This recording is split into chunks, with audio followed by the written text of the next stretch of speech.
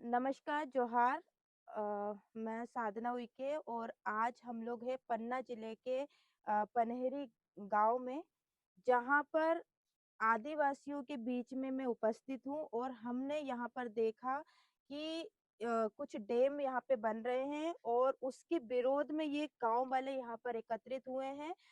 लेकिन देखिए, प्रशासन की तानाशाही, सरकार की तानाशाही इन गाँव वालों को विस्थापित करने के लिए वो लोग एक बड़े स्तर से षड्यंत्र कर रहे हैं।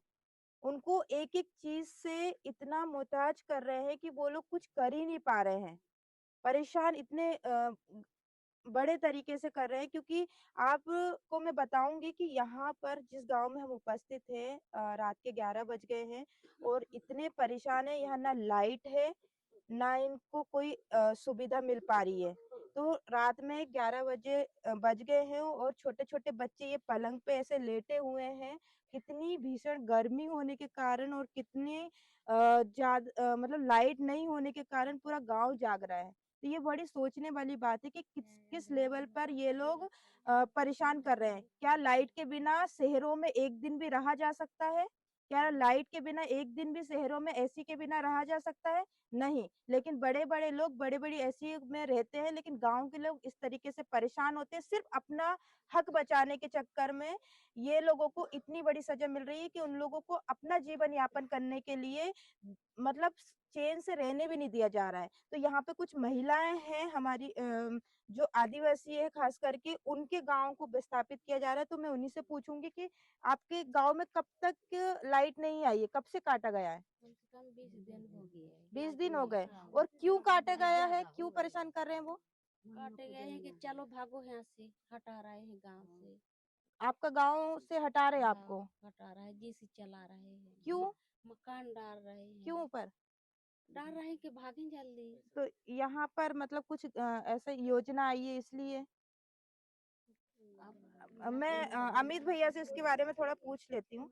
अमित भैया आप दरअसल ये बताइए। मझगांव मध्यम सिंचाई परियोजना है, हाँ। जिसमें कुछ गांव जो है पूर्ण रूप से लिए जा रहे हैं, जिसमें बनहरी कला है, कुंवरपुर है।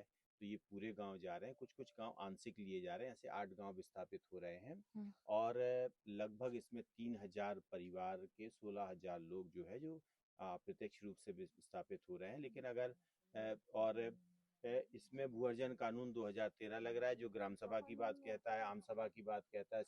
ऐसे समस्याओं के जो है कैंप लगाए जाते हैं, पारदर्शी तरीके से सर्वे होता है, सारी चीजें, लेकिन इनका ये कुछ भी नहीं हुआ। हाँ। और आदि इस तरह से परेशान किया जा रहा है। लाइट काट दिया, लाइट काटेंगे तो लोग अपने आप भागेंगे। इस भीषण गर्मी में लाइट नहीं है, बच्चों की तबीयत खराब हो रही है, इस तरह से है। तो ये शासन का अत्याचार है। और शासन जो है, बुंदेलखंड में एक कहावत है, जबरा मारे रोने ना दे। हुँ।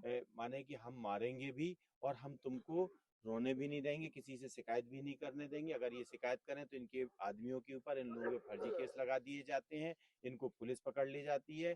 लाइट इसलिए काट दी गई है कि अपने आप भागो, बिगर मुआवजा मांगे। अभी ये इनको मुआवजा भी नहीं मिला है। धारा 38 भूअर्जन कानून 2013 की धारा 38(1), 38(2) स्पष्ट रूप से ये कहती है कि जब तक मुआवजा पूर्ण नहीं हो जाए, कलेक्टर उस जमीन पे कब्जा नहीं ले सकता, उस मकान।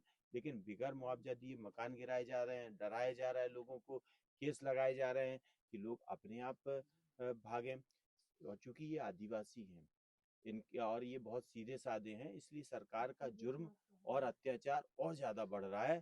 सरकार को शर्म तक नहीं आ रही है कि इस देश की जनजाति के अनुसूचित जनजाति के जो लोग हैं, बुंदेलखंड में बहुत सीमित संख्या है, उन्हीं को हटाया जा रहा है, परेशान किया जा रहा है, बिगर मुआवजा दिए। उनके ऊपर जुर्म सितम की इंतहा हो गई, इनके ऊपर केस भी लगाए जा रहे हैं। इनका मुआवजा मकानों का, अब इतने हुँ। बड़े बड़े मकान, 1,20,000 रुपए, 60,000 रुपए, 30,000 रुपए में ये 20-20, 22-22 लाख में मकान बनेगा नहीं। इनका हुँ। इतना कम दिया जा रहा है, पैसे लिए जा रहे हैं, आधे आधे पैसे लिए जा रहे हैं। जो आपको पात्र हैं उनको पात्र बनाया जा रहा है, जिनके मकान वास्तविक रूप से हैं उनके आधे पर्दे दिए जा रहे हैं।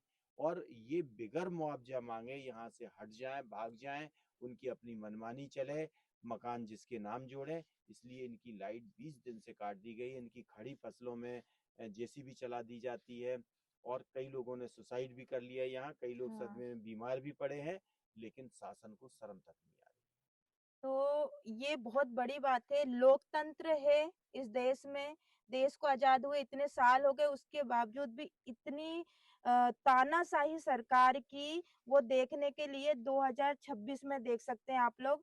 हम सोशल मीडिया के माध्यम से जितने भी आदिवासी संगठन हैं, जितने भी नॉन आदिवासी संगठन हैं, उनसे निवेदन करेंगे कि इन गाँव वालों की हमें मदद करने की ज़रूरत है, सरकार से जवाब माँगने की ज़रूरत है। जिस प्रकार से ये तानाशाही कर रही है, ये लोकतंत्र में ये बहुत ही बड़ी बात है। तो हम चाहेंगे कि आप सभी लोग भी सपोर्ट करें।